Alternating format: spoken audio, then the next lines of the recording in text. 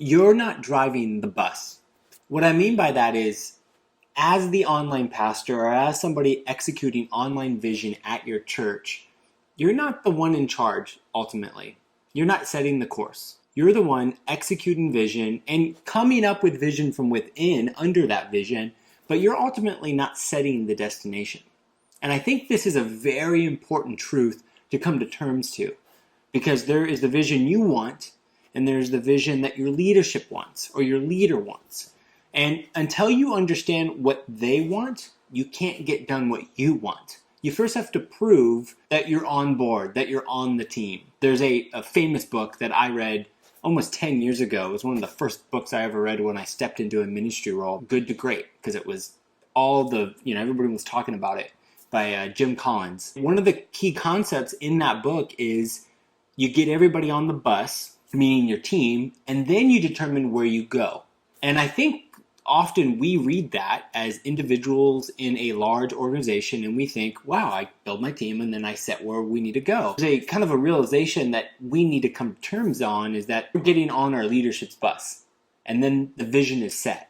And especially when you come to something like online, that online echoes something you're doing physically, you need to figure out how to accomplish what your leader or your leadership wants to do and do that online.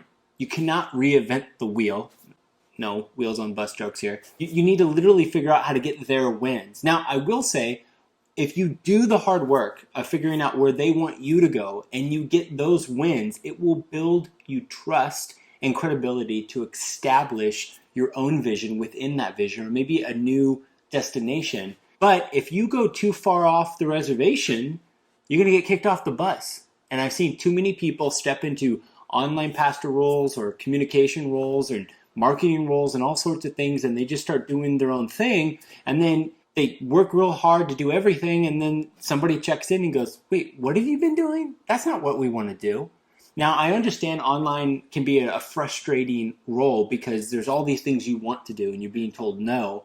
But the more you work with your leadership and the more you kind of show that you're a team player and you show you're a good steward, you get to play more important roles. I've found that there's things I need to do, and then there's a sandbox that I'm allowed to try things, and I don't mix those, and I don't come to terms and think that the sandbox is everything I have to do. I realize these are the core essential things. But it's really important to understand that in your online role, that you are not driving the bus. And the more you understand that, that more it will actually allow you to understand the realities of what you need to do.